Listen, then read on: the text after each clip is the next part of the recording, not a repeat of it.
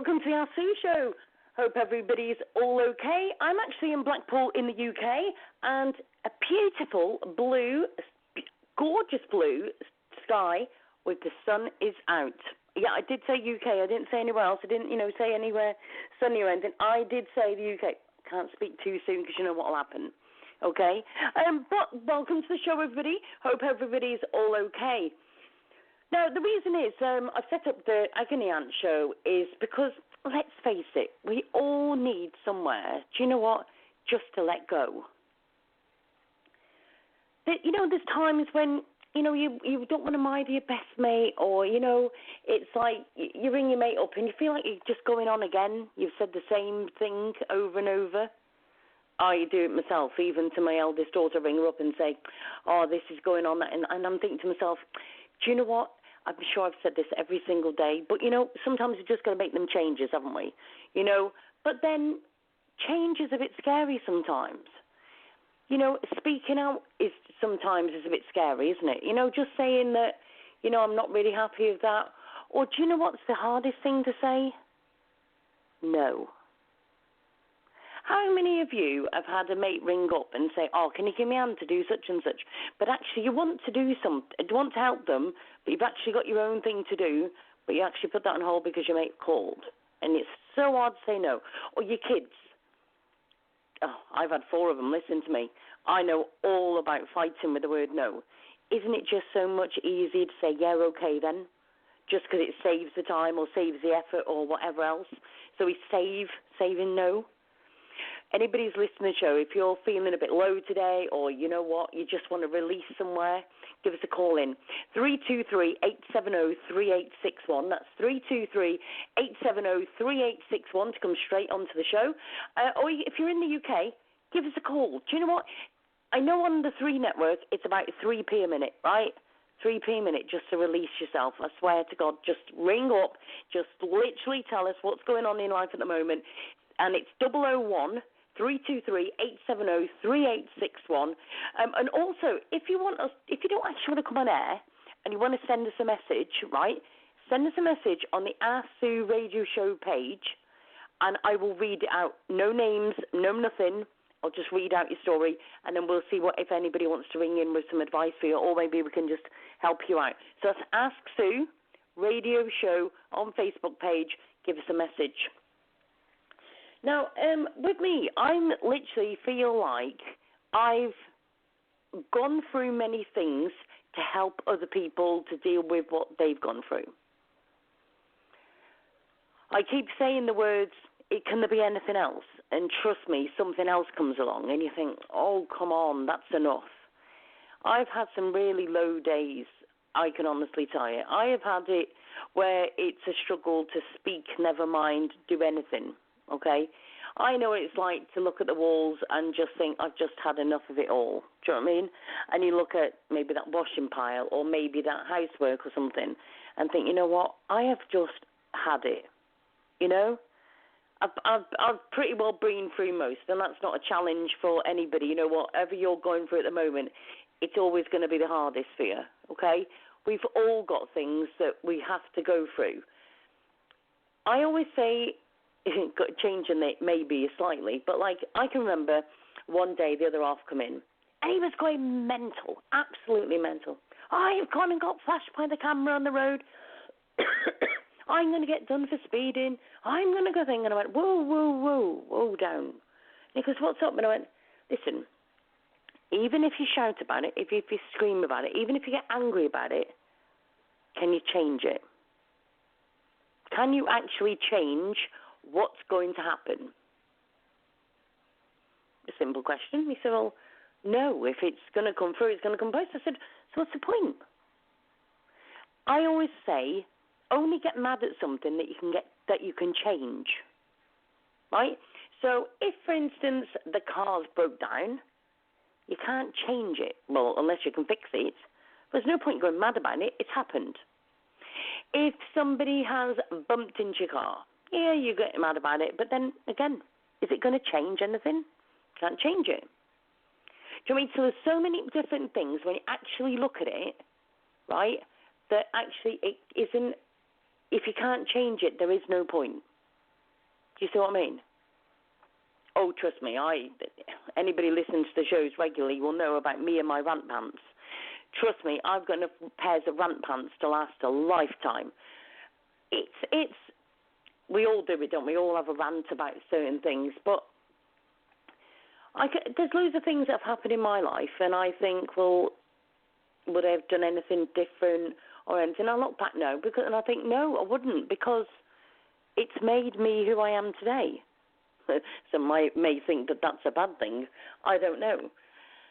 But I know that it's been loads of times that I've questioned, what's the point? Which direction am I getting pushed here?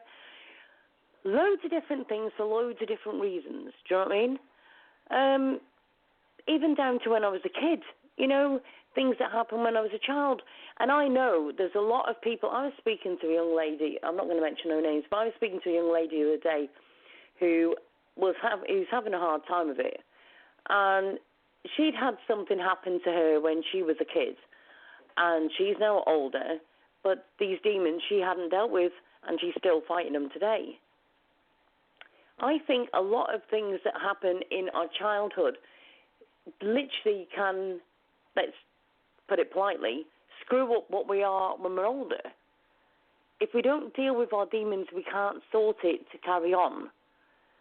I've seen a lady today that sits on Facebook saying that, you know what, she's not going to drink no more, she's not going to do this and the other, and she's going to do something to change her life.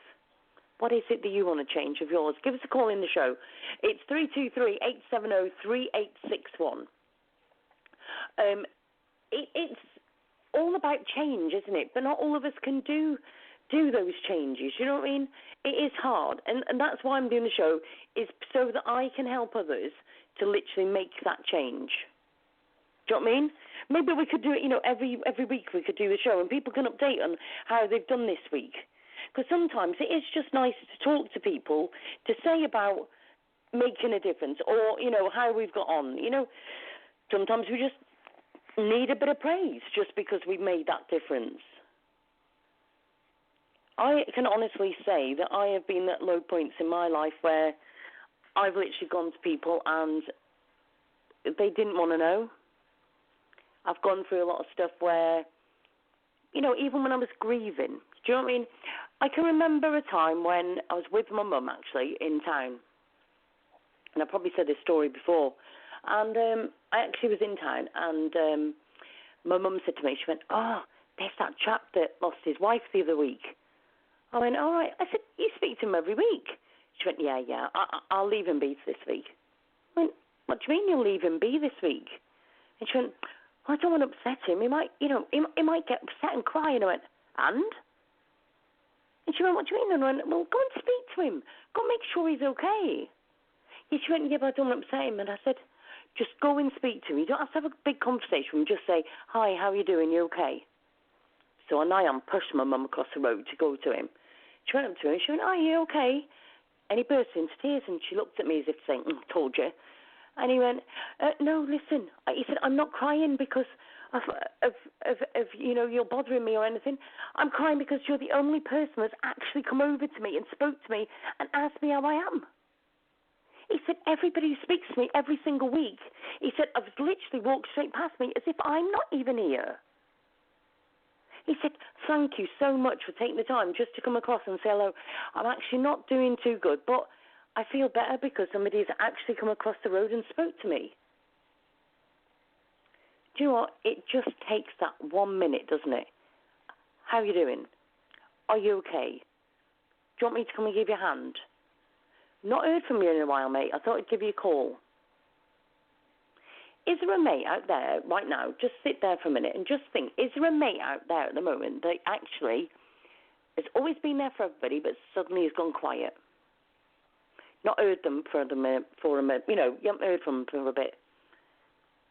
All gone quiet. Do you know what? We sometimes see signs that people are down, but we choose to ignore them because we don't want to bother them. My answer to that is go and bother them. If they say they're really busy and everything, then you know that that's okay. They're just busy, and now you know they're okay. that one guy was just so happy because one person across the street and had literally made a difference. If you're one of those people that are sat there at the moment that nobody's rang, that nobody's called, that nobody crossed the road to or anything, give us a call into the show. 323-870-3861. That's 323-870-3861. Now, going back to my own grieving, I actually lost, two stories actually. The first one was when I was a kid actually, and my next door neighbours had a little girl called Suzanne, and she was born without a tube from her throat, literally her throat, right down to her stomach. So straight away she had to have operations and everything. And I actually did a 10-mile walk to raise funds for Liverpool Alder Hey Hospital. And just for the record, I came second. Could I have come first? No, because he was a police officer and he'd been training, obviously, to be the police officer, and there was no way I was going to do it. But out of, quite a few of us, I came second. I was quite proud of that, to be fair. Anyway, we raised money for it, and it was so that they could get things for Liverpool All Day Hospital.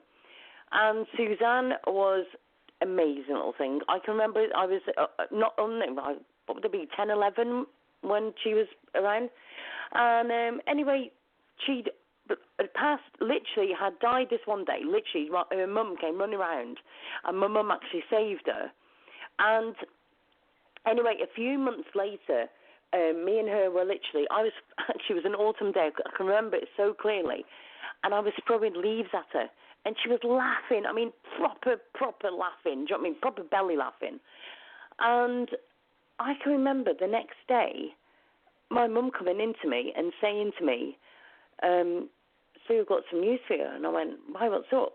Actually, she won't me Sue because she called me Susan. But anyway, and she came in and said, Susan, I've got something to tell you. And I said, why, what's up? And she went, Suzanne's passed away. Even now, that still hurts because I still see those pictures in my mind of her throwing leaves at me and everything and all that. And literally just so funny. And even though she was poorly, she was so funny and always laughing. And she went to she used to walk with us all the time. And such a beautiful little girl.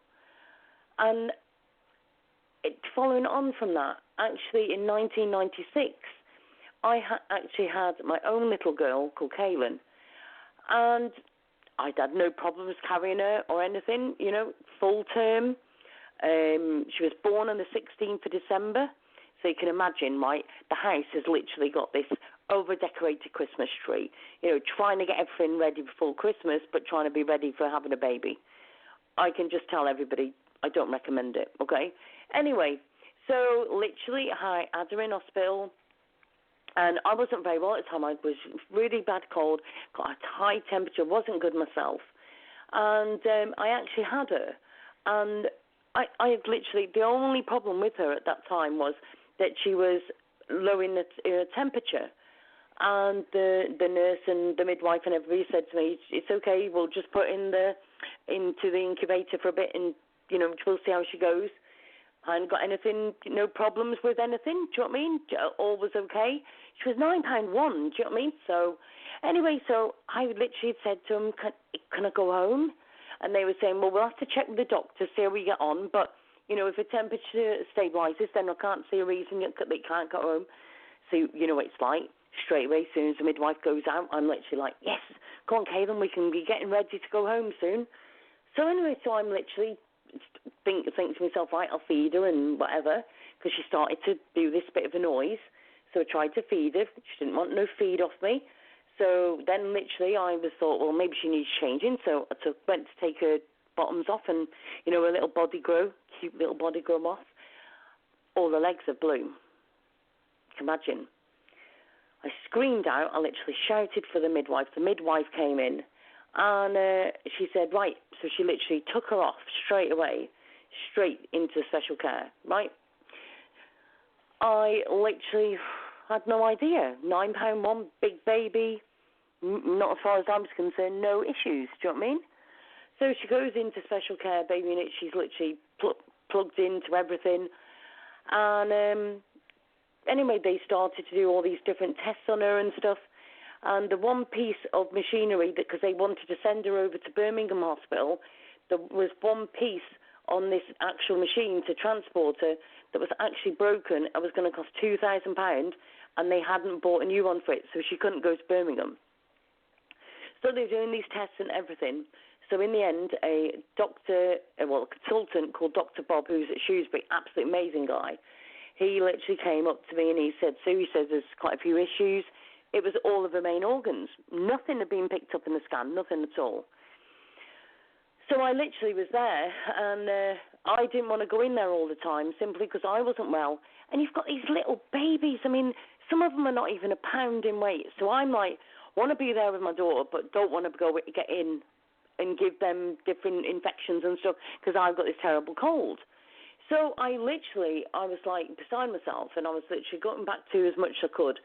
And so she got machines on her, they were testing her and everything. And I literally, in the end, was literally staying in the other room, in the family room, with my daughter Kim. And I was literally there and playing with her. And the midwife come and said, so you need to come. And I said, why? She went, did nobody tell you? And I said, no, nobody's been to me. Why? What's up? You need to come now. So I literally picked up Kimberly, went straight up round there. And they literally said to me that there wasn't anything they could do. £9 one, a baby like 4 times as big as all the other kids in there.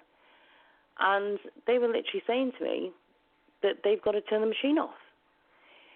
All her main organs weren't formed properly, her bladder wasn't right, her heart wasn't right, you name it, it just wasn't meant to be. I was sort of really numb at the time. I was like, right, this can't be happening. And it's really weird because Kim hadn't wanted to hold Kaylin's hand or nothing the whole time. She was like really weird about her. And then as soon as she heard this, it was like really weird because she held her hand and everything. And I can't even put into words really what it was like. It was just like, you just don't expect it, do you? Do you know what I mean? I'd got no idea. You know, there was nothing picked up on scans. There was nothing picked up on anything.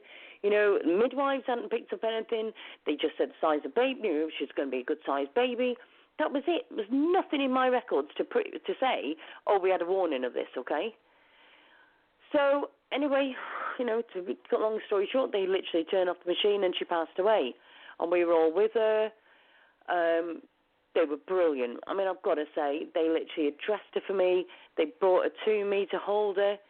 They even asked me if they could do some pictures for me.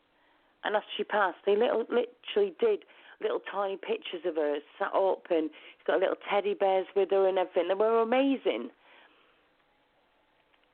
And then it started to hit me that what was going on. And at that time, weirdly, because I don't even speak to him now, but all I wanted was my dad. And I rang up my dad, and my dad and mum came up. And a lot of that was quite blurred because I was quite not with it, to be fair. But anyway, and my dad came in, and I was like, just,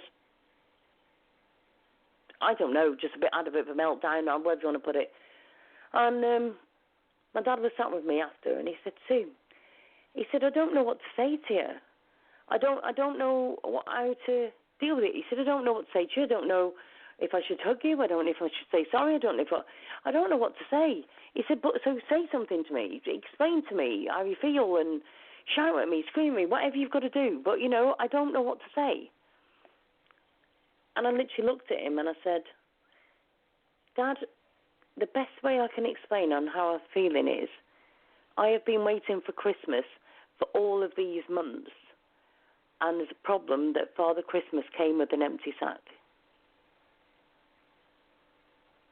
My dad sat there and literally sat by me and looked, and he went, I get it.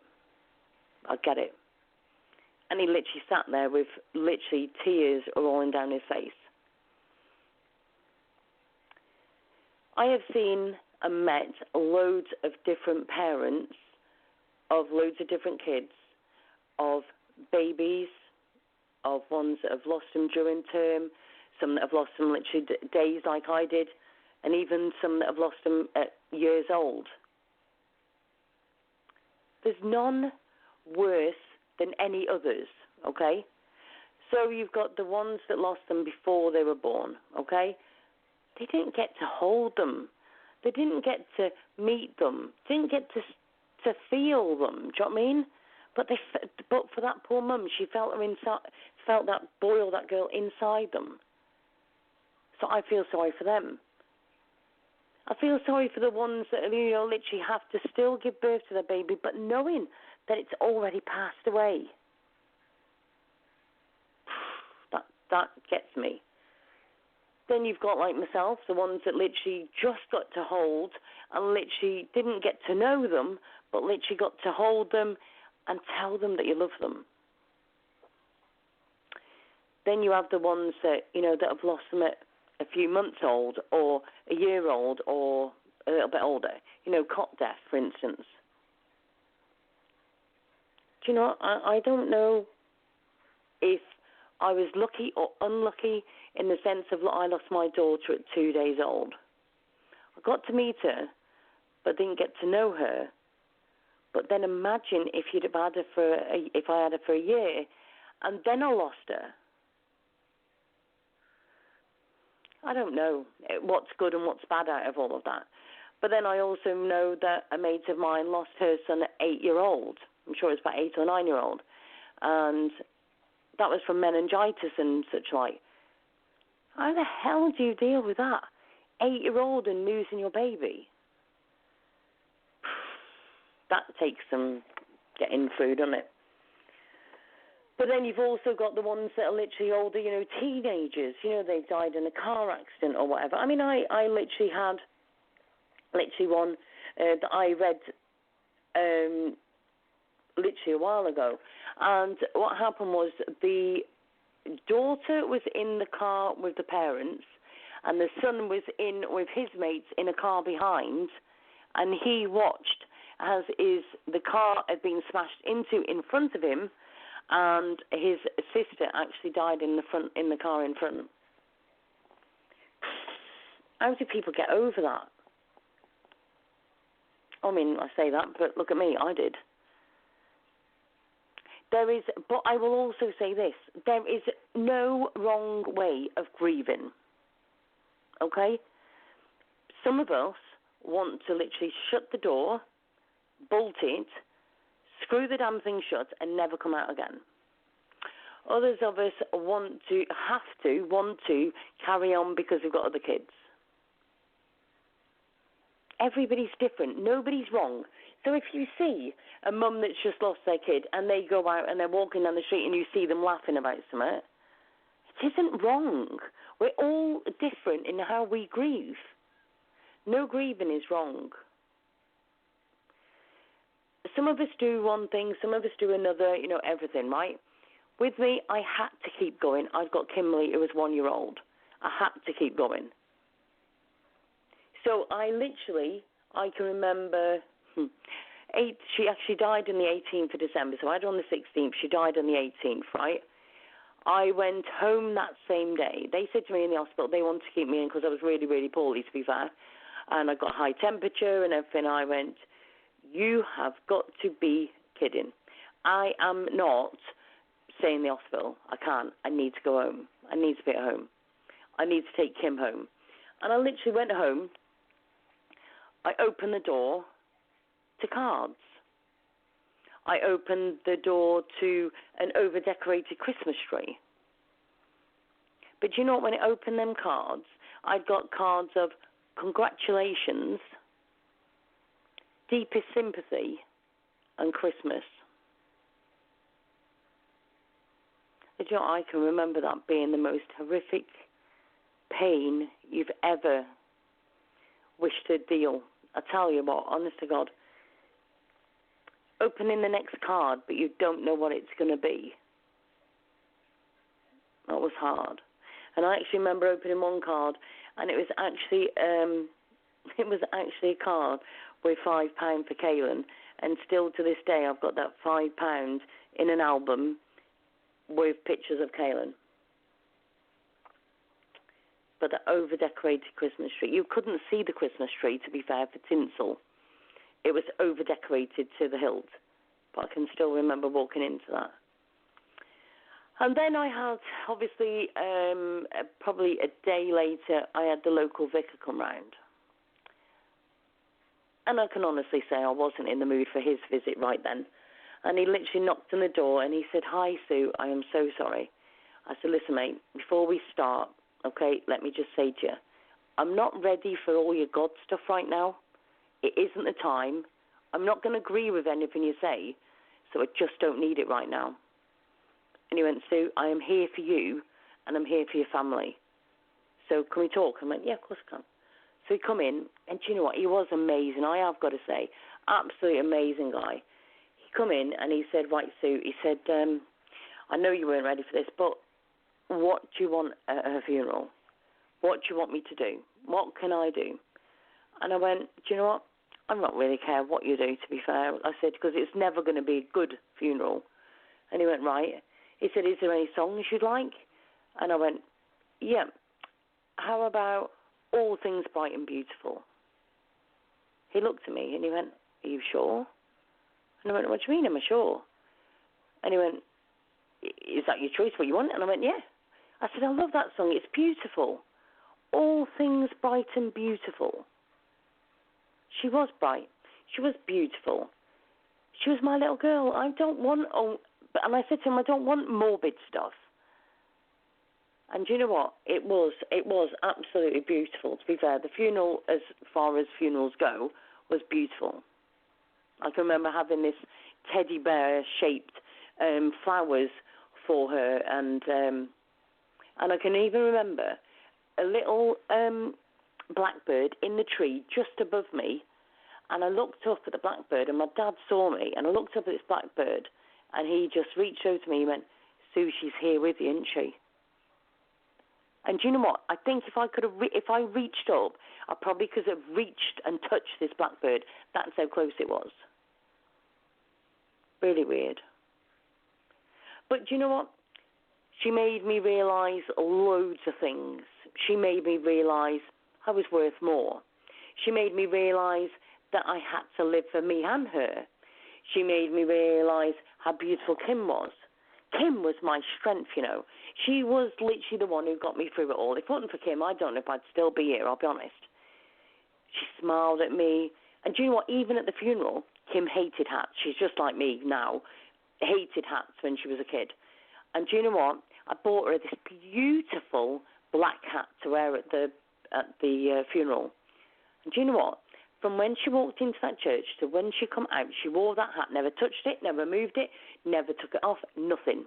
As soon as we got out into the graveyard, do you know what? Took that hat straight off and wouldn't even wear it ever again, and didn't wear it ever again. Weird how they pick up, innit? But after that, I actually ended up splitting with Kim's dad. And I can remember speaking, or hearing on the grapevine actually, that people said, I've got antenatal depression. And I went round to the one person that had said, I've got antenatal depression, and I, in no uncertain terms, told them, I haven't got antenatal depression. And she went, no, you must have, just split with your partner, because he's so lovely. I said, no. She made me realise that life is too short, that I don't need to sit in unhappiness, and I have to live for the day, and I have to live for myself. Why in God's name am I going to sit there and put up with the nonsense, told what to do, and have domestic, like mental abuse, if you like, for that? Not a chance. So, yeah, in February afterwards, I literally did split up with Kim's dad and Kaylin's dad. That was my decision. That's what I did. And did I feel better? Yes. Did I go back to him? No, I didn't. But do you know what I did after I lost Kaylin? Like I said, most people will, some will grieve, some will sit and shut the doors, some people won't speak to anybody, some people go out and party, some people turn to drink, some people turn to drugs. I'm not going to knock anybody for any of that, okay? Me?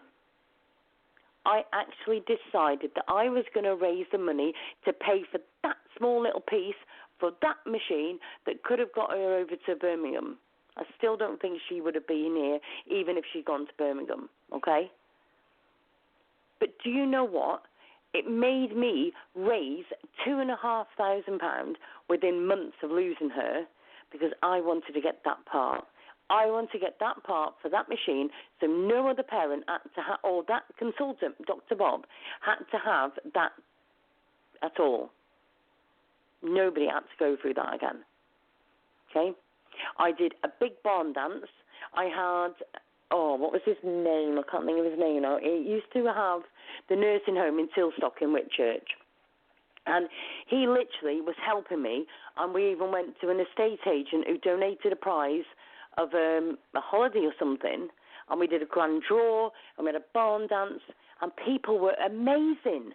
I mean, you know, I always say this about everybody, when it's something bad happens, people unite, don't they? You know what? They did. I've got to give a shout out to a few people, and there's one would be my really good mate Barbara, who actually had the pub in Tilstock, and she was my rock. Honest to God, she was like everything to me. She just was there for me when I was happy, there for me when I'm sad, and even now I can give her a call and ring her up, and she'll still speak about Kaylin, and I know she pops the grave sometimes for me and everything, you know? But it just still means the fact that, you know, everybody grieves differently. Do you know what I mean? No, nobody's wrong. There's no right, there's no wrong, there's no nothing. Do you know what I mean?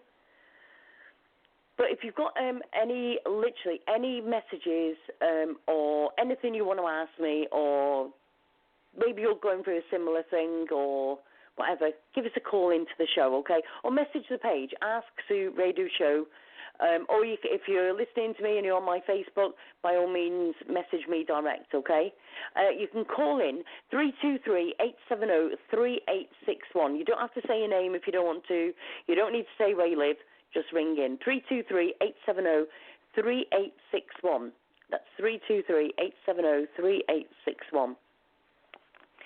Now, going back to that, you know, there's loads of different things that, like, we unite over bad stuff. But then I think to myself, why do we unite over bad stuff? Why can't we do things to make a difference before, I'm going to say it, the shit happens, right? Because, you know, it's like I do shows about the dogs all the time, and people will start to unite and start to do things after something's happened, like the dog shot by police. We're doing a show about that soon. Everybody wants to do something when their dog's shot, but, you know, we're not doing it for when other people's dogs are shot. Do you know what I mean? Exactly the same thing. You know, whatever it may be, you know, we need to be uniting and helping each other through all different things. I actually had a while back where a woman had actually put on Facebook that she was just about had enough and she was ready to just end it all. I tell you what, some of the comments on that post were horrific, absolutely horrific. I'm like, oh my God, is this what we're all about? That we're going to knock somebody, even when they're low, we're going to knock them so they're lower? Do you know what? I spent probably 3/4 of an hour talking to this poor girl, and literally she said that she hadn't had anybody else message her with good bar me. Do you know what? I cried. I didn't cry because of what she... I was like, all those posts on there, not one person thought to message her. Not one person. I'm like, that's hard, isn't it, you know?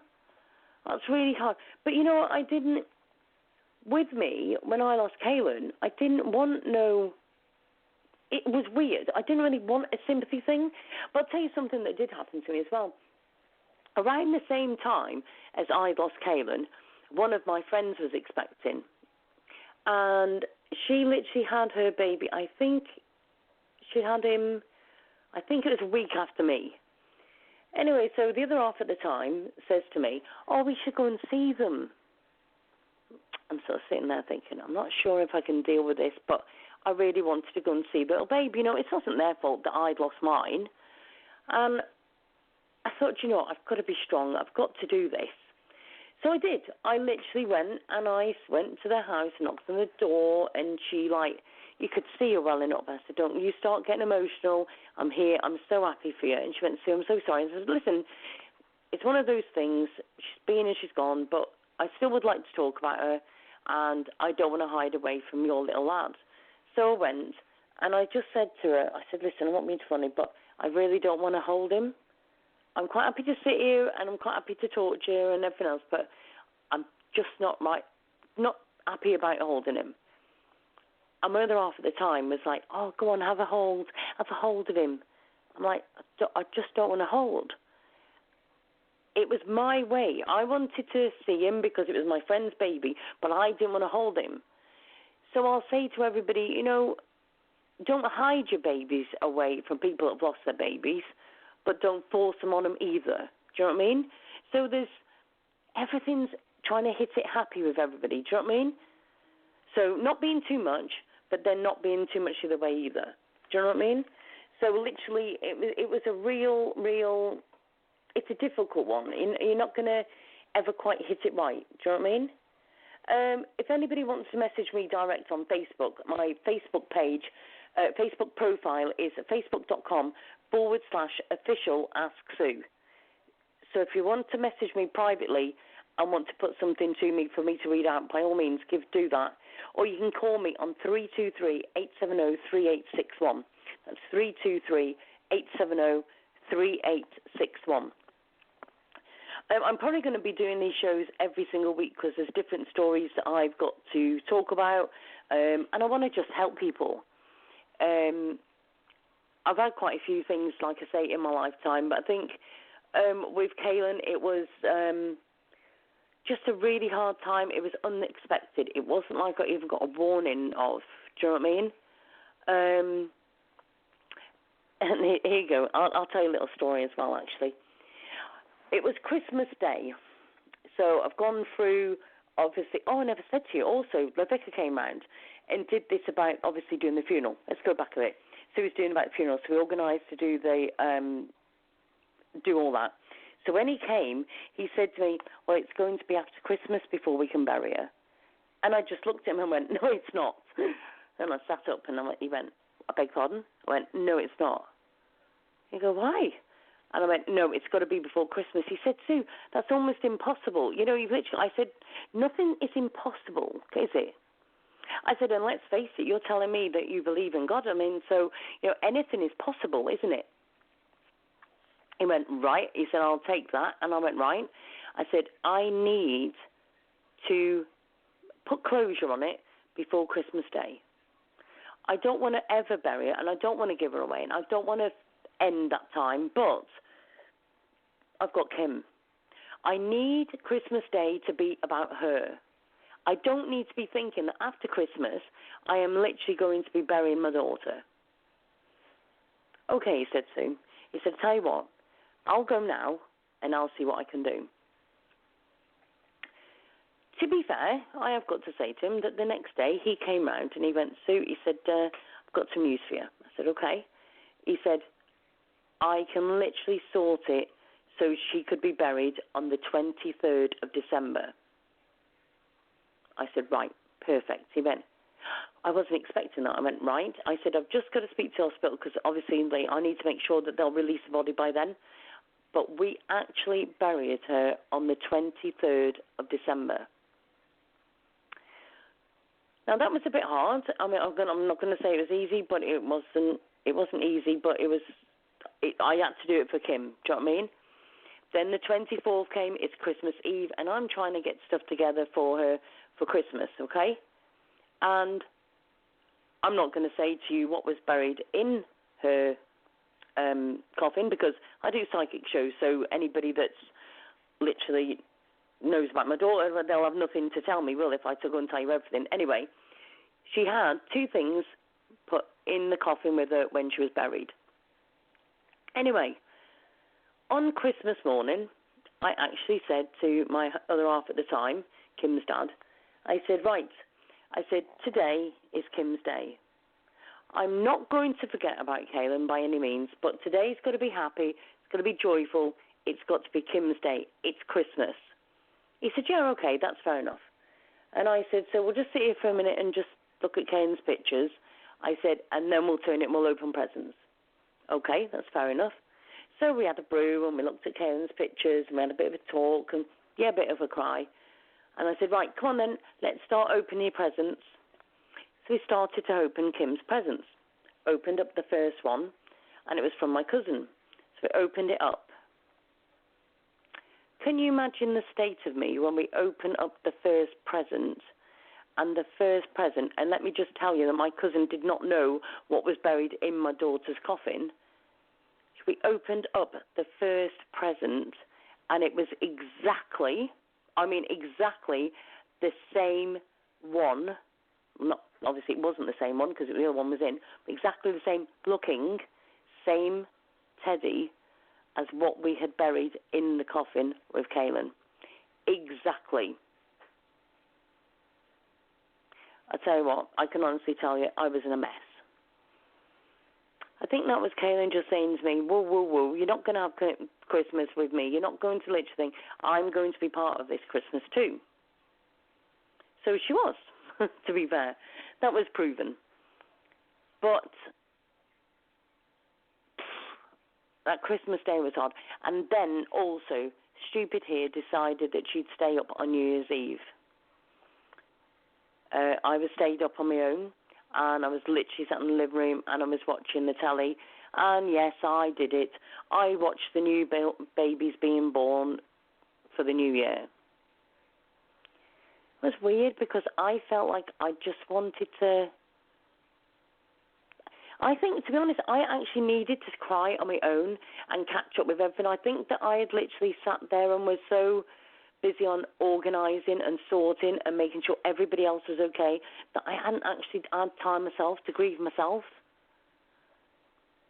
And I can honestly tell you, I literally broke my heart seeing all them little babies. But do you know what? Then I was grateful because all them little babies were all okay. Quite a miracle time, isn't it, really? Let's be fair.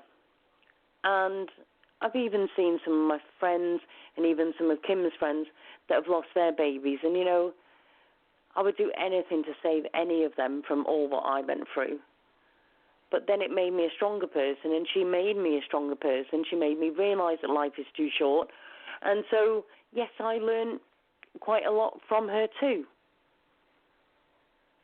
I've also had 3 beautiful kids since. And they're all okay and healthy and well. So I am but grateful for that too. I've also got 3 beautiful grandkids as well who are absolutely adorable. And Kim even had her the eldest granddaughter, Lexi, on my bed. That's a story for another day. But just a miracle of life, isn't it? But just remember, though, that everybody grieves different. Don't cross the road to ignore somebody because you don't want to upset them. You're not upsetting them. Support them. Be there for them. Send them a text. How are you doing? Are you okay? Do you need anything? Do you want me to go and bring you anything? Do you want to go out for a cup of tea? If they snap your head off and say, why the hell would I want to go out because such and such, just apologise and leave it there. They're grieving. But don't ever just leave people to it. And that goes for even if they are literally struggling about anything. It could be grieving of anything, of, you know, a loss of a granddad, a dad, or anybody. Do you know what I mean? Grieving all is different for everybody. I always think of all these different things, you know, even when it comes down to care about different people and the grieving, because, like, I'll be telling you also about the fact that I've lost my brother, my grandparents, and the impact that they made on my life. But call in. if you've lost a baby and you're struggling to deal with it, or you actually have gone through it and you would like to support other people that have gone through it, by all means give us a call in the show. You can call in from the UK, 001 323 870 3861, or you can call in if you're in the US or anywhere, 323 870 3861. That's 323 870 3861. Now, I'm just going to literally have a few moments. Yes, I'll have a sneaky little drink, and not an alcoholic one, let me tell you. And we'll have a little bit of music, and then we'll be back after the short break. So if you want to call in, 323-870-3861. You can message me straight to my page, profile, and that's facebook.com/official Ask Sue. Message me straight on there, add me as a friend if you like. Or you can message the page Ask Sue Radio Show. Okay, so message all of them confidentially. Your name will not be put on the airwaves. We'll just literally talk about your story. So give us a call in, 323-870-3861, and I'll be back in just a couple of minutes.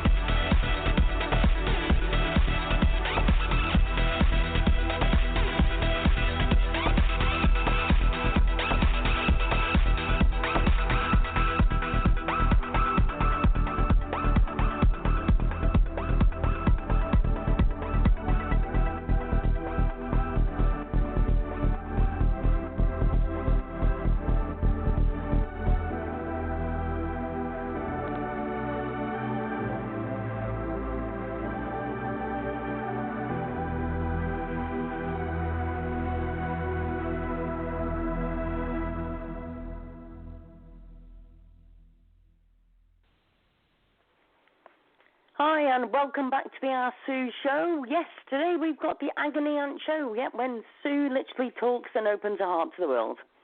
Again.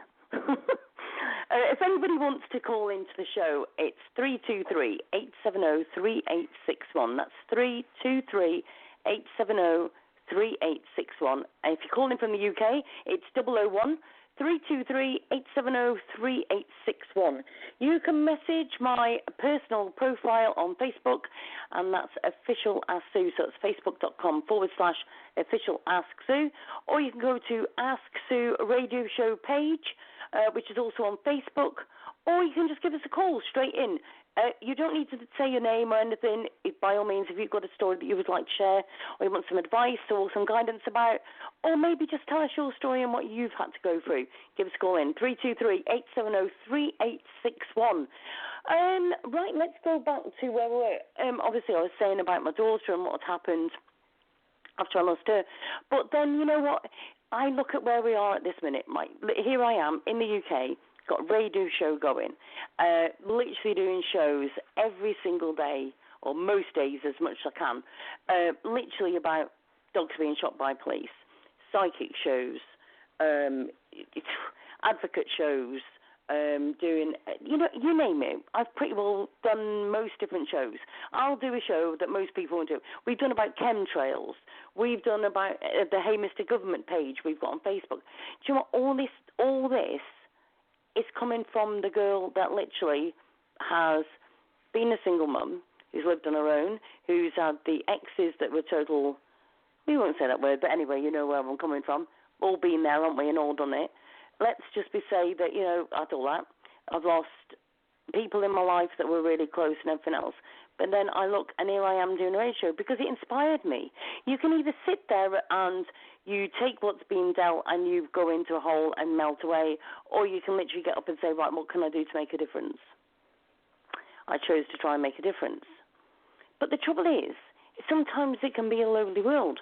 You know what? Even as a single parent and having 4 kids, doesn't mean that I wasn't lonely at times. That's Bella yawning. I do apologise. Sorry, am I boring you? Yes, I'm boring her, obviously. But you know what? We can all make a difference, can't we? Do you know what I mean? Just that little phone call, just that little piece. But I got inspired doing the show, being a voice for the voiceless, because there's loads of people out there that just need somebody to talk to that's gone through the same thing, or has found light at the end of the tunnel after going through these things. So I'm going to be doing these Agony Aunt shows just to bring people together, to be there for the people that are struggling, to be the one where people can ring up and just release. I used to be, years ago, on a CB radio. Funnily enough, I actually met my kid's dad through the CB radio. We won't be going on to that story today, let me tell you. I'll be good for another show, so keep listening. Anyway, but I literally was on the radio one night, and anyway, we literally heard this one guy in the background on the main channel saying that he was going to kill himself. And I can remember people saying, oh, here we go, here's another one. So I just literally said to the guy, go to another channel. So he went to another channel, and I literally was speaking to him, must have been half an hour, 3/4 of an hour, and he literally was, I'm going to say, beside himself. He'd had a lot of, somebody in his life had died, he'd lost his partner, loads of stuff had gone on. And I must have spent about 3/4 of an hour, it must have been something like that, literally talking to him. And at the end of it, he said, do you know what, Sue, I really, really appreciate the fact you've took the time, and I'm actually going to go and get help. So he actually had gone to the doctors the next day. He did get back in touch with me about a week later, so he'd been to the doctors. He was on antidepressants and everything. He was helping himself, but he was actually going for counselling. He wanted to get off the antidepressants. But do you know what? After I'd done that, it was really funny, because the whole channel was as quiet as ours is now, with me just talking. I was listening, he was talking to me, and I was giving him, odd things back. But most of the time I was just listening. And do you know what? I found out probably about 100 people listening to my conversation to that guy, and not one person interrupted. Not one person. But afterwards, I actually had so many people get in touch with me, because a lot of them on the phone or whatever, and they would literally message me or whatever after, and they went, that was amazing. And the amount of people who've said to me, why don't you go and do counselling and stuff? Do you know what? I find that, and I was actually saying to Sean today about the fact that I actually feel that by doing these shows, I'm not actually helping just you guys. I'm actually helping myself. I'm actually doing my own counselling. I'm actually releasing all what's built up inside of me. Things that, and do you know what? I look and I think to myself, here we are, I'm doing a show, and I'm actually talking about my daughter, the one I lost. And once upon a time, I couldn't even mention the name without crying. Have I healed? No. You don't heal from losing somebody. You don't ever heal. You just get better. You deal with it. Do you know what I mean? You don't forget or anything. You just deal with it, and you just learn and everything else. Do you know what I mean? So it's quite it's challenging times, isn't it? And I know that I've actually, a lot of the times I've been healed by, I've had messages with doing the psychic side. I'm not telling everybody to go through the psychic side of it, because it's not for everybody, maybe. Do you know what I mean? I got a lot of help by the fact that I got messages to prove that she is still with me. I got messages to prove that my nan's still with me. I got messages to prove that my brother's still with me. To know that they're still around, that's a lovely gift to be given. And I've had that quite a few times. Everything, I keep saying this, but I'm going to say it again. Everything happens for a reason. Don't get me wrong. If somebody had said that to me when on the 16th of December, trust me, I'd have punched you in the nose and you'd be lying on the floor. But I look now, and it was. Everything happens for a reason. It's hard for us to believe that sometimes, and I think things make us stronger, don't they? Do you know what I mean? Things that happen to us, we learn. Everything's a lesson. Everything's for us to learn. And I can always remember as well about one day I actually was sitting with a psychic friend, and I said to her, why am I getting all this? Why have I got literally so much all the time being hit to me? Why am I getting all of this? And she turned to me and she went, right, let me explain to you. She went, there's people that have been on this earth plane quite a few times, and there's some that's only been here once or twice.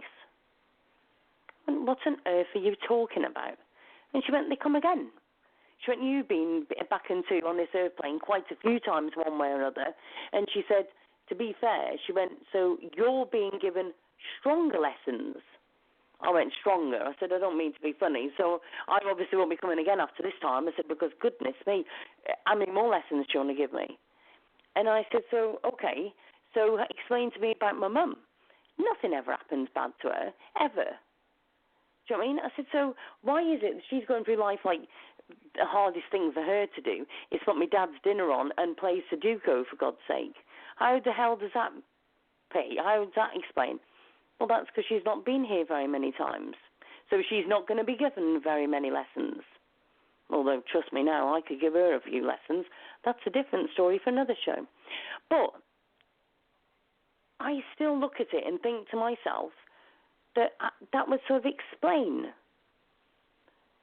So how many of you do you think, do you think of all the issues that you've had to go through, would that explain why you are having loads of problems and why Joe Soap down the road is only having a couple of things? It sort of made a bit of sense to me, to be fair. I'm always looking for an answer and a reason. There isn't always an answer and reason, but I always try and find one. And I'm always, as my saying goes, sitting on the garden fence for everything, seeing two sides of every story. And I think the reason is because, like, even with grieving, there's two sides, isn't there? And maybe I've learned from that. Maybe that's why I'm stronger than I was. I can actually tell you about a story as well about. I'm one of these people. If I get mad and I get angry, I cry. Does anybody understand me when I say how infuriating that bloody well is? I'm this girl, and I'm literally on a building site this one day, right? And we're literally doing up a hotel, and there's builders around me and everything, and I'm running it, right? I'm literally the project manager, and I'm running this place, okay? So, and whatever I do, I try and put my heart into it. Do you know what I mean? Wrongly at times, but I put my heart into it. I want everything to be right. I want everybody to be happy. I'm the one who goes and gets bacon butties and brings them all to the builders and everything. And I can remember this one day getting so mad because they just weren't listening, and I cried. Oh, my God. I seriously could have slapped myself stupid crying in front of a builder. And I can remember this guy saying, oh, God, she's crying. You can tell she's a girl, can't you? She's crying. I went out and I come back and I went, listen, mate, the reason that these tears rolling down my face is because if I didn't release my energies, that I would have punched you. So why don't you listen to what I say, do as what I say, and carry on? Do you know, I didn't get quite the same reaction ever again to that, because everybody acts different, whether it's grieving, anger, upset, in an accident, if one of your family members is ill. Everybody, there's always one. Let's face it, there's always one in the family who's the strength. There's one in the family who's not so strong. There's one that's the good cook. There's one that's this and the other. Do you know what I mean? Everybody's good for something, aren't they? So that's what I'm saying, Always see two sides of every story. Don't look because the paper said it's this, and this, that's true. Don't see that grieving, you're going to sit there and cry and wipe your tears and just go into mental. Nobody's right and nobody's wrong on certain things. This is why I do the show. I've done shows about many different things, and I've done two sides. I can remember doing one about Mike Fitzpatrick. He came onto the show, and I can honestly say I tripped him up and whooped his ass, simply because I listened to his side of the story, but then I gave the other side. And I can honestly say I tripped him up, and I didn't do it. It wasn't to be a bitch. It was me saying, well, hold on a minute, you need to look at this. I can honestly say that I've pissed quite a few people off over the show because I've done the other side and because I didn't play total game with them. It's not about me getting the numbers. It's about me finding the truth. Do you know what I mean? I'm on literally, there's loads of different stories I could talk about that I've done two sides of everything. I can't just look at the one side of something. Do you know what I mean? Whatever that may be. I don't know if that is because I've gone through all the grief that I've gone through or anything. I don't know. Maybe it is, maybe it isn't. I don't know. Maybe it's because I've gone through so many different things. Again, I don't know. I know that I've made myself stronger by the things that I've done. And now, I move from Shropshire. I move up to Blackpool. I'm happy. Don't get me wrong. There's days when I can honestly say, and maybe somebody could ring in about this, right? When you have depression, do you ever get rid of it totally? Because I still feel like, I can honestly say in my life I feel I'm in a better place, right? I'm still grieving by my own different things that have gone on in my life, which I'll come back on other shows too. But do we ever get rid of that depression once it's set in? And is there any? And when is it depression? And when is it you're just feeling down? There's people that literally are on tablets today because they've got a depression. But then do they get all that they can't live without those tablets? It's a hard one. No, depression, I think, I seem to be one of these that literally starts where, some days I'm really good and I'm ready to go on everything. Other days I can't be asked. I'll be perfectly honest. I think at the moment as well, I've just had a knee op, for instance, and I was hoping for it to be loads better. Trust me, it's not, and that's making me low in myself because of that. So what is making you low today? What's made you feel depressed today? What's made you feel like I can't be asked? Or let's have a think. Is it that you've had something really good happen to you? Let's not all talk about negative. Have you had something really good to happen to you today that you could ring in and say, do you know what, Sue, I've had a hard time with it, but today this has happened? See, I've also had it where I've had readings from psychics that have told me that good things are coming, and I waited for it and it's not come. Do we look forward to good things too much that we are then not dealing with the bad things? Are we quick to put stuff under a carpet because we don't want to deal with certain things? I can honestly say I've done that. I'm one of these that will bottle it up to the point where you take the cork off, and trust me, there's such an explosion, almost the glass smashes. I don't think that we're in a society where we are we're not open enough. And let's face it, also, for the guys out there, if you're a guy who sat there and thought, I can't ring a girl and say, or I can't ring up a lass and say, I'm down because of this, that, and the other, trust me, you can. Any guy, any lass can ring in the show and say why they are down today. There's nothing manly about keeping in a depression and not telling anything about it. My other quote for the day is, sharing a tear is not sharing a weakness. It shows that you've got a heart. There's many men out there that have literally kept themselves trapped because they couldn't release what was wrong. They couldn't talk about it because they're the big I am. Because, my girlfriend will think that I'm weak because I'm crying. Or I can't tell my girlfriend about my past because of this, that, and the other. Yes, you can. If your girlfriend isn't going to sit there and listen to what's gone on in your life and take on board of what you've done in your life, or feel upset for you, or want to help to heal, or wants to, be there for you, or go to the counselling with you, or whatever it may be, then she isn't the one for you.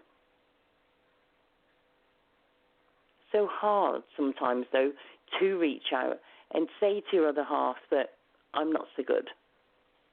Even for me, I can sit here and talk for England, but sometimes it is hard to reach out to your other half and say, I'm really hurting right now. I'm finding it really hard because I'm an independent lass. I'm finding it hard to say to people, can you just help me with that at the minute because I can't bend down to grab that, or can you fetch a sofa out from the living room because I need to clean underneath it? I can't do it at the minute. It's as simple as that. I can honestly tell you, I've stood in that kitchen making a brew and I've burst into tears because I am feeling so hopeless and so useless at the minute because I can't do all what I want to do. Is there a reason that today you've got up and you feel useless, you feel like you're worthless, that you can't do something, you won't do something because of something, or you're being forced to do something that you don't want to do? Call in the show. 323-870-3861. That's 323-870-3861. If you're in the UK, call 001 323-870-3861. Let me just say to you also, if you're listening to the show after I've aired and you can't call in, you can still email me at sushow@gmail.com. I'll be doing the same show next week. Also, you can message me on my Facebook page, www.facebook.com/AskSueRadioShow.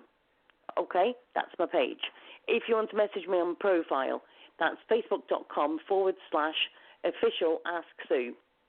Okay, give me a message. Anything you say will be kept confidential. I may read out your story on the show, but no names or your name will be mentioned on the show at all. If you want to send a message now for me to read out you're experiencing something, by all means you can message, or again, give me an email. We've got quite a few shows coming up as well, so make sure you go and have a look at the upcoming shows, also on the Facebook page, about various things. But like I say, I'm going to try and do every Wednesday when we're going to be doing the Agony Aunt Show. Maybe it's like that pit stop, the middle of the week, when you don't know if you're coming or going and you're feeling a bit down or whatever, or you just want to speak about, maybe you've got through maybe there's somebody out there at the moment who's just got through something really, really bad and they're proud of themselves because they've got through whatever this week. Give us a call in. 323-870-3861. The other thing is,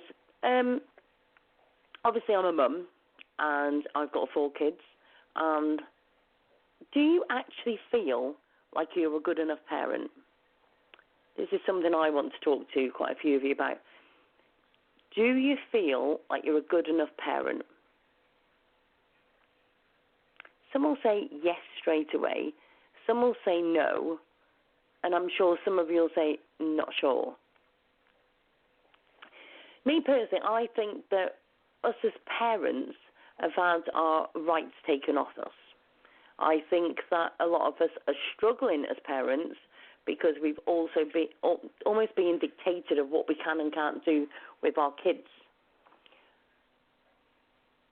We struggle with day-to-day things. You know, there's a lot of us that, I can remember being a single parent, right, and struggling with financial stuff. And I can remember my dad saying to me, whatever you do, Sue, always make sure that you've got a bag of spuds in. I said, why? And he went, you've always got a meal. Whether it's chips, jacket potatoes, mashed potatoes, chuck anything with it you like. But you've always got a meal. It's funny, isn't it, how all those little quotes stay in your mind. Things like, whatever you do, do with your might. Things done by half and never done right. That was in my autograph book when I was at school. That was by one of the teachers. And I can also remember that my headmaster had said to me, and actually put in my autograph book, about if everybody was to put all of their problems in a heap, everybody, and we piled them all in a big pile, then we equally shared them out individually, we'd only be too glad to take back our own problems. Quite interesting, really. That's really good. My mind just went completely clear of what I was about to say. If you want to call into the show and give me a helping hand, by all means, give us a call, 323-870-3861. That's 323-870-3861. If you're calling from the UK, it's 001-323-870-3861. I think you all must be quite shy. I was expecting quite a few phone calls, so unless there's an issue with this damn radio thing I've got going, I'm quite concerned that none of you have rung. But anyway, but even if you're listening after the show, give me a message, because I want to talk to you mums and dads. I want to talk to grandparents that are struggling. I want to talk to people that are struggling with various different things. You know, I'm reading all of these stories at the moment about so many people having to go to the food banks. What on earth is going on in this world that we are struggling so much that we're having to go to food banks? So many people are out there. I think about, like, the elderly and stuff. You know, I can remember, like, my nan struggling and literally, you know, making meals out of, like, anything. But we were always having full-cooked meals. You know, my nan used to, every single night, would do us a cooked meal. Okay, the odd time we'd have fish and chips, which was a treat. Do you know what I mean? But how things have changed over the years. You know, the things that we used to have as kids that were a treat, and now our kids are having them every day and not even thinking about it. I can remember coming from shopping one night, and we used to have fish and chips on a Friday night after we'd been shopping, but it wasn't every single week.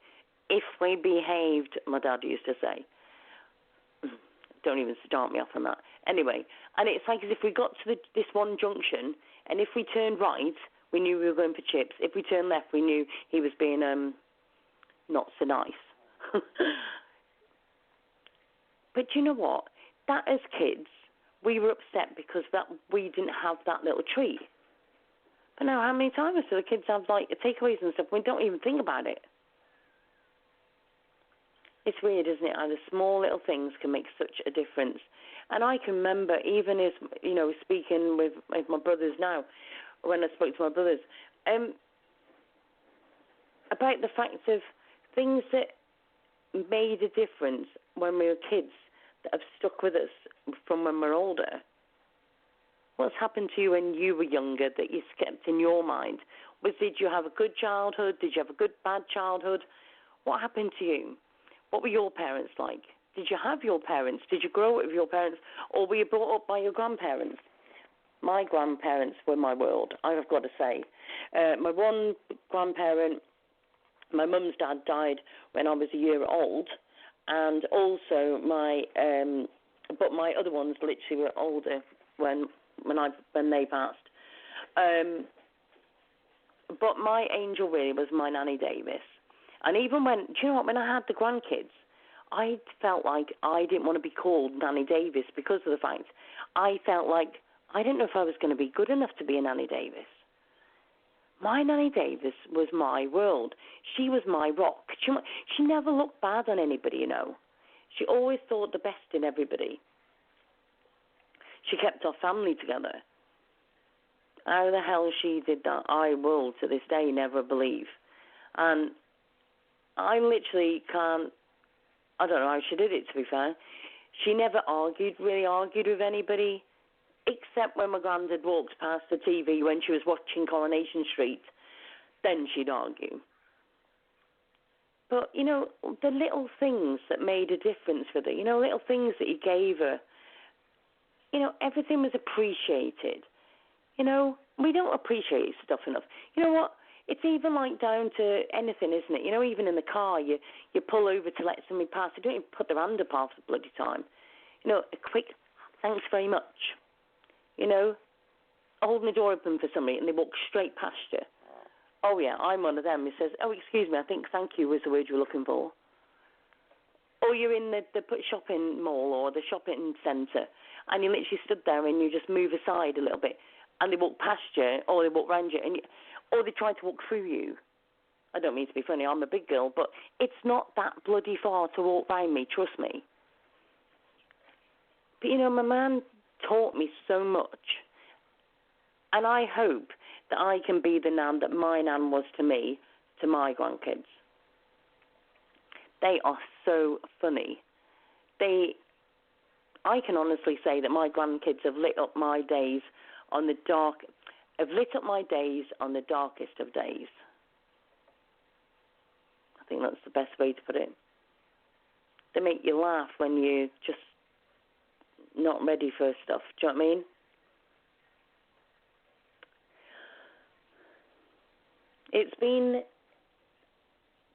It's quite weird talking about things because I've just sat here and it's just like caught up with me and thought, gosh, I've got through all of that. How many of you have sat there and thought, you know, do you know what, actually, look what I have gone through. Let's not look at what we haven't done.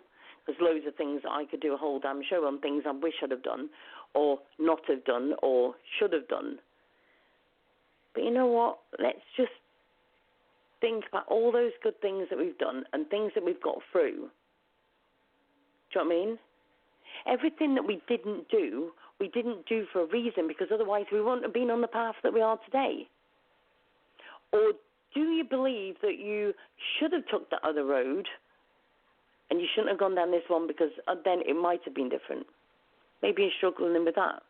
Give us a call into the show, 323-870-3861. That's 323-870-3861. So I go back to things like I used to go to see my nan and granddad like most weekends, to be fair. On a Sunday, I'd go there and sometimes I'd stop over.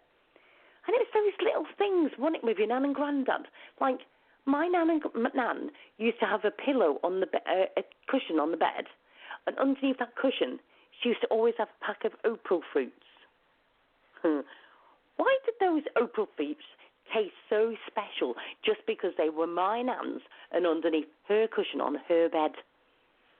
Why did they taste so different? Why did they taste so lovely? And why was it such a, a treat?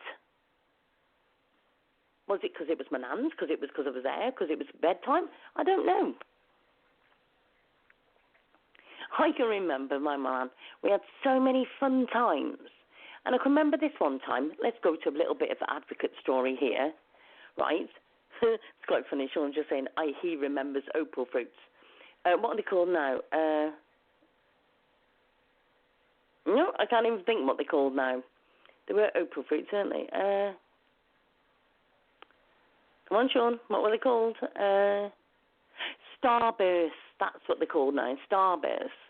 Not the same. And I'm sure they're probably smaller as well, just like Quality Street. And Marathons. Snickers. There, yeah. Yeah. And 5p Mr. Freezes.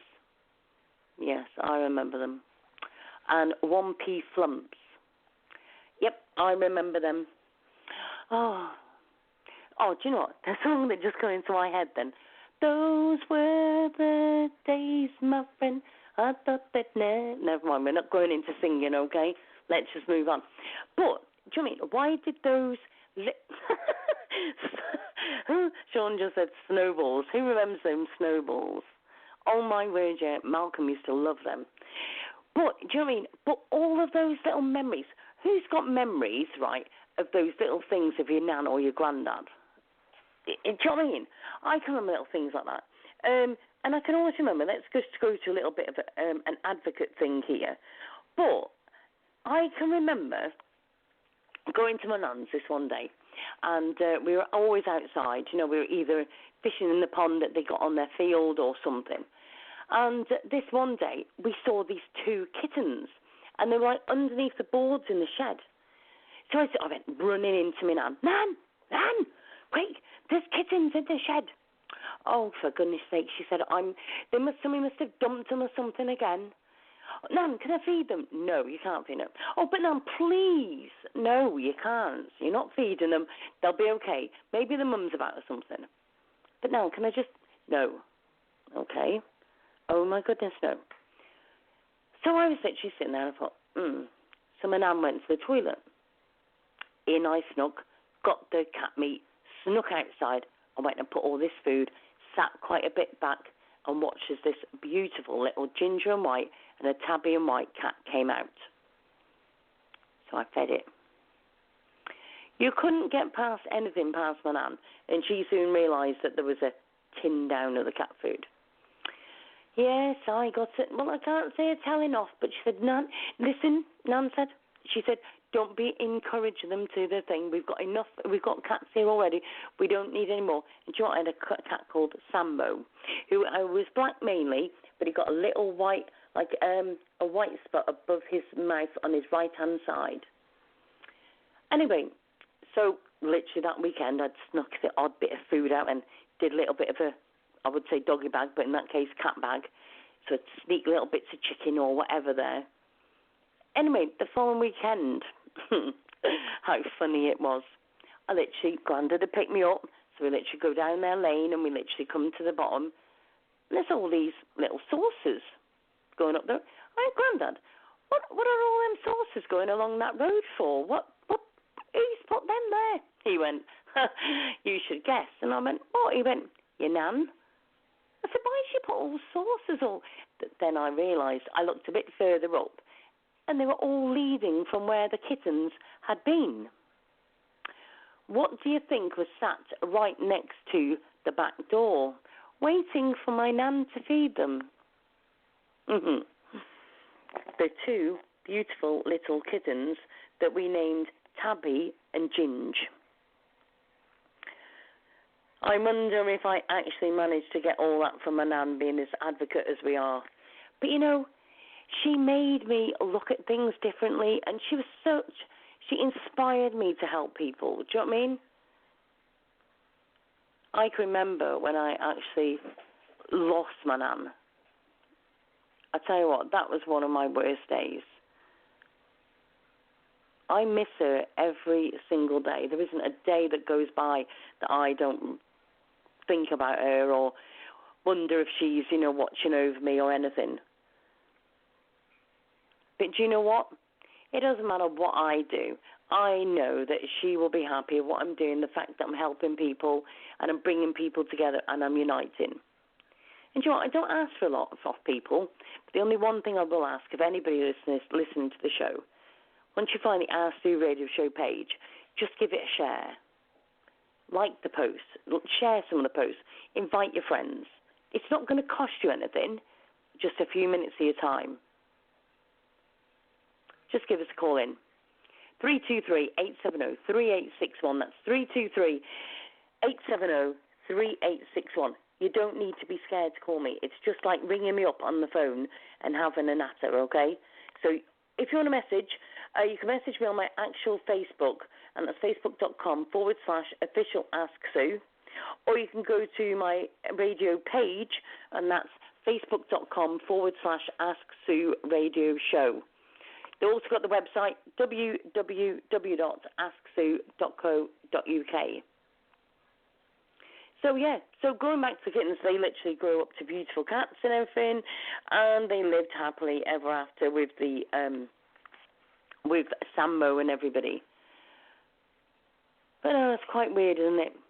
So many stories and so many memories, some that can be, at times, almost heartbreaking because you're grieving, but then now I look and memories can heal and make you feel better and think about the good times that you've had. Don't remember what they look like when they passed. Think about the funny times. My Nanny Davis actually had a goal near the end of her life, and I know this kept her going. My Nan and Grandad, believe it or not, had been married 60 years when she passed, and she was waiting for the, actually, was it 50 years or 6 years? Brain's just died. Anyway, but she was waiting for that letter from the Queen. And I literally, we had a party, and she had all the family there. And honest to God, it was amazing. She was so lit up because she got all of the family in the same room. No arguments, which was amazing to say. But I've even got pictures of it. And it was amazing. All of them together. And the pictures that I've got now are priceless now because I've got my nan, my granddad, my uncle, and everybody on it. It was just an amazing night. And my nan was exhausted at the end of the night. And do you know what? I can remember I actually took a picture of my nan near the end when she was really poorly with Jamie, my son, and with my daughter Kim. And my nan was really poorly. She did look ill in the picture. And I can remember my mum telling me off saying, "Why did you take a picture of your nan?" And I went, "Well, why wouldn't I take a picture of her?" And she's, "Well, because she looks so ill." I said, "Yeah, but she's still my nan. She's not dead. She's still very much alive. She's still part of me. She's still my nan. And she's with my son or my daughter and that." And honestly, and still this day, I love those pictures. They're part of us. Totally part of us. I've also got to say, actually, if anybody is wanting a psychic reading at all, right, I've actually got a page, literally, that you can literally have psychics who I recommend. And I can honestly say I don't recommend all the psychics, but there is some on that page, and it's called Ask Sue, Psychic Readings and Guidance. Okay? So have a look at that. It's called Ask Sue, Psychic Readings and Guidance. Let me just find it, and then I'll see if I've actually got the link on it to literally send to you. But, yeah, it's Ask Sue, Psychic Readings and Guidance. So just type that into the search bar on Facebook. You'll find it. I've actually got psychics on there. They can do readings, birth charts and everything. So by all means, just have a look on there. And if you want to have reading at all, we can sort out that for you on Skype, email, phone, anything we can sort out for you. That's not a problem. So give us, but if you want to give us a call in, 323-870-3861. That's 323-870-3861. Give us a call in. I cannot believe you're all so shy and won't ring. This is the place to be able to talk and be open about how you're feeling and what's going on. But yeah, so to me, my nan and granddad were a very important part of my life. My nan was the one who literally made a difference. Who, as soon as I got my first bike, I had a Honda a Honda 50, a blue and white one, okay? And it was, I love that bike. I actually bought it on my cousin for £100, and the first day that I got it on, I got my insurance and my MOT and everything else, right? I was chuffed a bit, so I couldn't wait. Anyway, hold on a minute. And I got this bike, and I literally waited for 12 o'clock to come till I was insured. And do you know what? And I couldn't wait to get up the next morning. I was literally waiting and waiting. And I went up to my nan's. So I literally went to my nan's, and I pulled up. I went in, fighting to half to death, straight, as soon as I walked in as well. And I said, "Oh, you all right, Nan?" She went, "Oh, are you okay? Who've you come with?" And I went, "No, I've come on my bike." And she went, "Oh, on your moped?" Yeah, I said, "Yeah, look." And she looked out the window and saw it and was chuffed. And she went, "Oh, so where have you been today?" "I haven't been anywhere, Nan." "So what have you done this morning?" I went, "I haven't done anything this morning, Nan." She went, "So you haven't been anywhere?" And I went, No, I've just come straight here." She went, "What, you actually come from home straight here?" I said, "Yeah." I said, "Because I wanted you to be the first one that come and see on my bike." My nan got so upset. She went, "I can't believe that you just come straight here." Well, look, as far as I was concerned, being my nan's, I love my nan, there was no other place I would rather be than go to see my nan on my bike and be proud and show her my first ride out on my bike. It just seemed like, well, that was the thing to do. Why not? It's all of those little memories that have made that difference. Every single thing that's happened in my life, every single memory or grieving or whatever I've gone through has all happened for a reason and made me who I am today. What has it made me? It's made me a mum, in the sense of it's made me a good mum, but at times I can honestly say, yeah, I've messed up too, but I've learned. It's made me a good gran, as far as I can see. I'm trying to do my best as a nan. I always try to be there for the grandkids, and they know that I'll always have their back. So if anything ever happens to me, let me say to you now, I will always protect my kids and grandkids till the end. Do you know what I mean? I'll give us another show about kids and stuff another day, but, I've always had their back, and my grandkids, I'll always have their back. But it's made me be an advocate. It's made me be strong. It's made me do the radio show. It's made me keep doing the radio show on days when, I could just say, stuff it all. Because what's the point? Nobody's sharing, nobody's caring, nobody's doing anything. Everybody wants a media voice, but nobody wants to put any impact in making a difference. It's like I've got 2,500 people following the Ask Sue radio show page. Imagine if everybody on that page added 5 people, what an impact I could do. Imagine if everybody added 20 people to that page. Imagine the impact. I'll tell you my dream. My dream is I want to be like Ellen DeGeneres. Do I want her money? Not really. Do I want everything about everything? I want to say to you that at the end of the day, I want to make a difference like she does. Imagine if I could do a radio show that I got thousands of followers because everybody shared, everybody invited their friends, right? And everybody, everything, all the posts that we put out there, whether it be your story or my story or somebody else's story or whatever it may be, and it got out there to thousands. Imagine the impact. That means then I would be able to ask companies and businesses and whatever to literally do adverts for the show, sponsor the show and everything else. That would make money. I don't need them. I do need the money, but I don't want the money, right? I would say that money could go on advertising the show and your posts and everything so we could get there even further.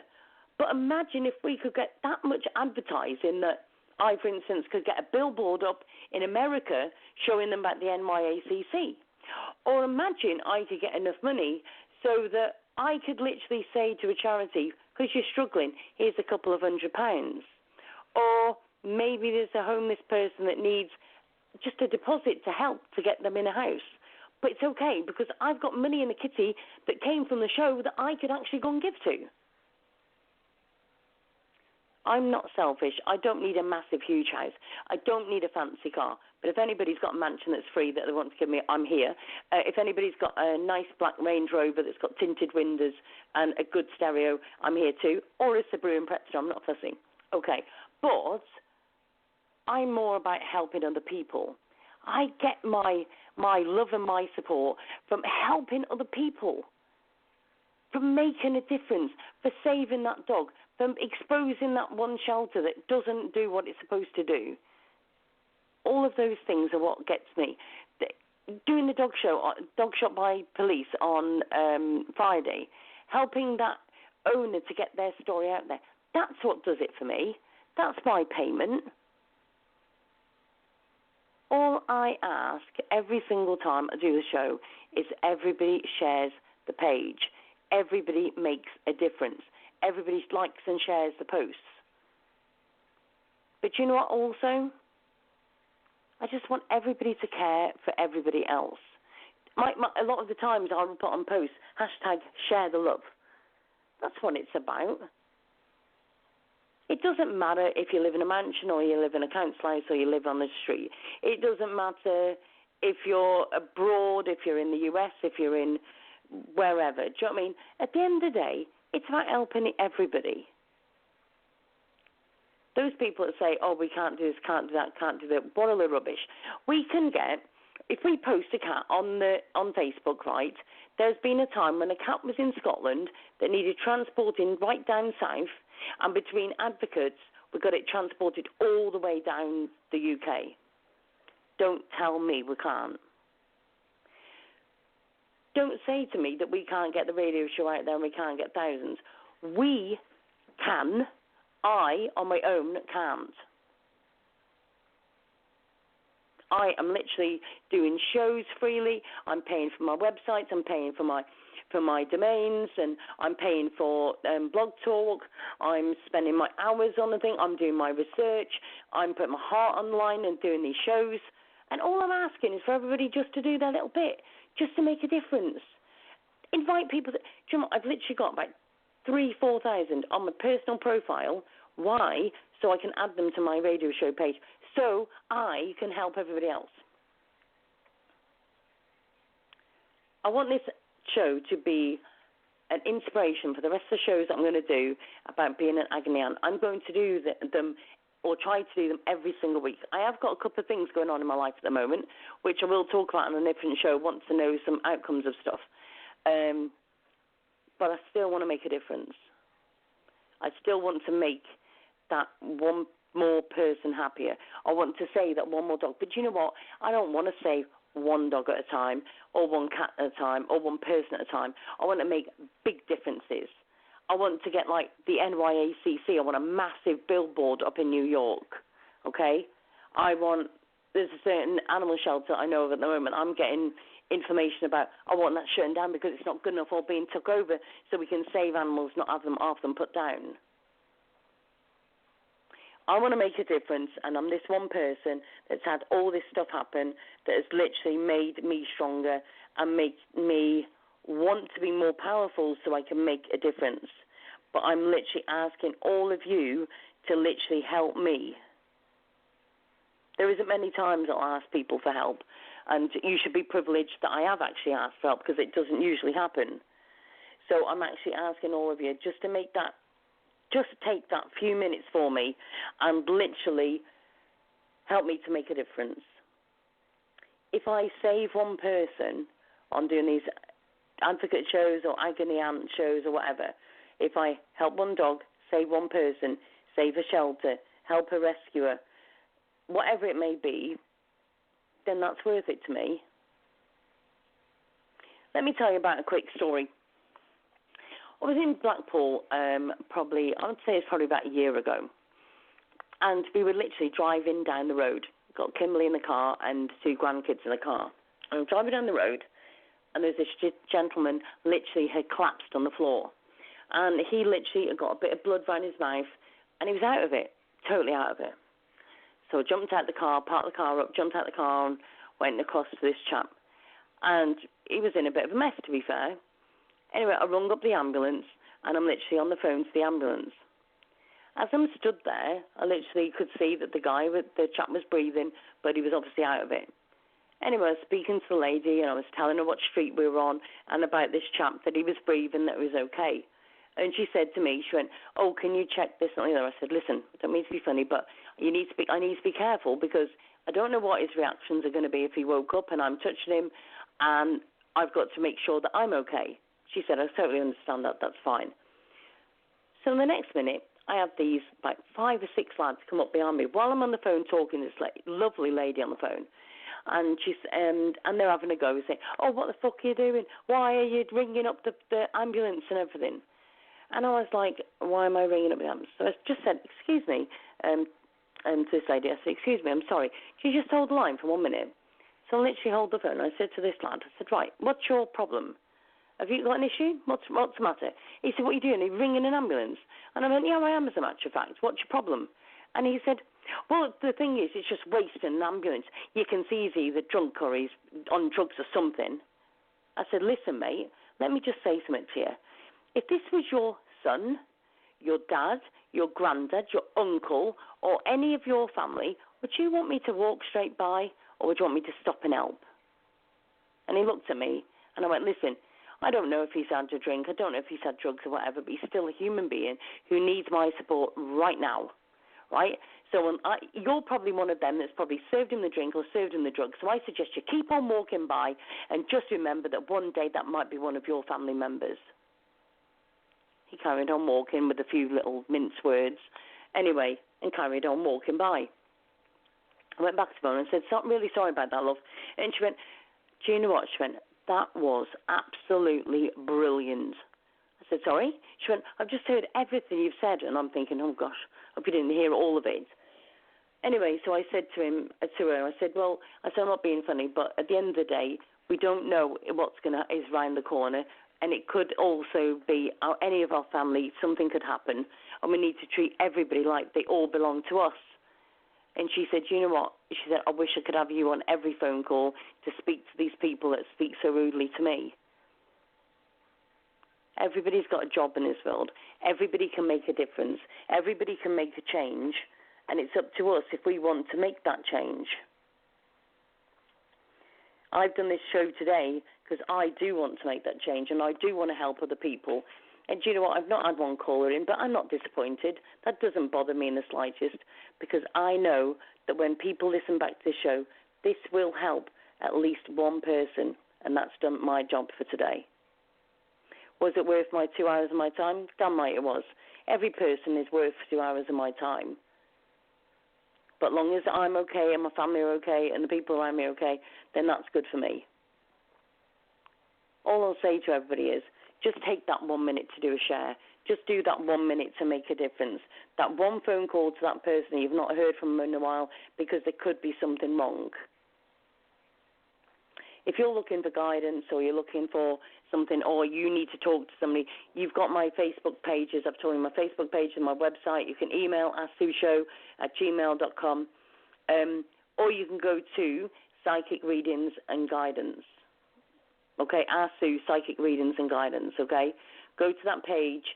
There is links on there. You can message the page, and I will gladly help you, okay? Or we will put you through to a psychic if that's what you need to. If you're going through grieving, if you've lost a child or you've lost a family member or something is going on in your life, even if you've lost your pet. I've grieved over my pets, don't you worry, and I will literally do a show about that within the Agony Aunt as well. Whatever it may be, you can give a message today. I will gladly spare 5 minutes, 10 minutes, 20 minutes of my time for people that are needing help. And if I can't help, I'll put you in touch with somebody who can. This world can be a better place by just making that difference. It's all spending just a few moments of a time. And I have spared literally 2 hours of my time. Please give the show a message.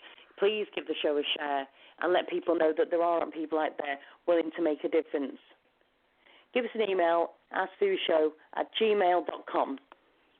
Now, I'm just going to finish this song with a song today, and this song really means quite a bit to me, and we play this quite a few times, but it's quite inspirational, I think. And we had the gentleman who actually sang the song on the show. Have a listen. And then give us an email into the show once you've listened to the show and let me know what your thoughts on it today. I want to wish everybody a very good day. Enjoy every single second because we don't know what tomorrow's going to bring. Have a good day, everybody, and I'll speak to you all soon. And make sure you visit www asu.co.uk. Goodbye.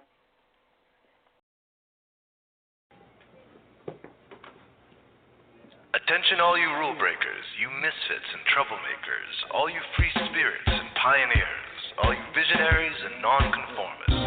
Everything the establishment has told you is wrong with you is actually what's right with you. You see things others don't. You are hardwired to change the world. Unlike 9 out of 10 people, your mind is irrepressible, and this threatens authority. You were born to be a revolutionary. You can't stand rules because in your heart you know there's a better way. You have strengths dangerous to the establishment, and it wants them eliminated. So your whole life you've been told your strengths were weaknesses. Now I'm telling you otherwise. Your impulsivity is a gift. Impulses are your key to the miraculous. Your distractibility is an artifact of your inspired creativity. Your mood swings reflect the natural pulse of life. They give you unstoppable energy when you're high, and deep soulful insight when you're low. And diagnosed with a disorder, that's society's latest way to deny its own illness by pointing the finger at you. Your addictive personality is just a symptom of your vast, underused capacity for heroic creative expression and spiritual connection. Your utter lack of repression, your wide-eyed idealism, your unmitigated open mind. Didn't anyone ever tell you? These are the traits shared by the greatest pioneers and visionaries, innovators, revolutionaries, procrastinators, and drama queens, activists on the social scene, space cadets, and mavericks, philosophers, and derelicts, business suits, flying fighter jets, football stars, and sex addicts, celebrities with ADD, alcoholics who seek novelty, first responders, prophets and saints, mystics, and JJJs. We are all the same, you know, 'cause we're all affected by the way. We are all the same, you know, 'cause we're all attracted to the flame. You know in your heart there's a natural order, something more sovereign than any man-made rules or laws could ever express. And this natural order is called the way. The way is the eternal substrate of the cosmos. It guides the very current of time and space. The way is known by some as the will of God, divine providence, the Holy Spirit, the implicate order, the Tao, reverse entropy, light force. But for now, we'll simply call it the way. The way is reflected in you as the source of your inspiration, the source of your passions, your wisdom, your enthusiasm, your intuition, your spiritual fire, love. The way takes the chaos out of the universe and breathes life into it, giving it divine order. The way, when expressed by the mind, is genius. When perceived through the eyes, is beauty. When felt through the senses, is grace. When allowed into the heart, is love. Most people cannot sense the way directly, but then there are the wayseers, the keepers of the flame. Wayseers have an unexplainable knack for just knowing the way. They sense it in their very being. They can't tell you why or how they arrived at the right answer. They just know it in their core. They can't show their work, so don't ask. Their minds simply resonate with the way. When the way is present, so are they.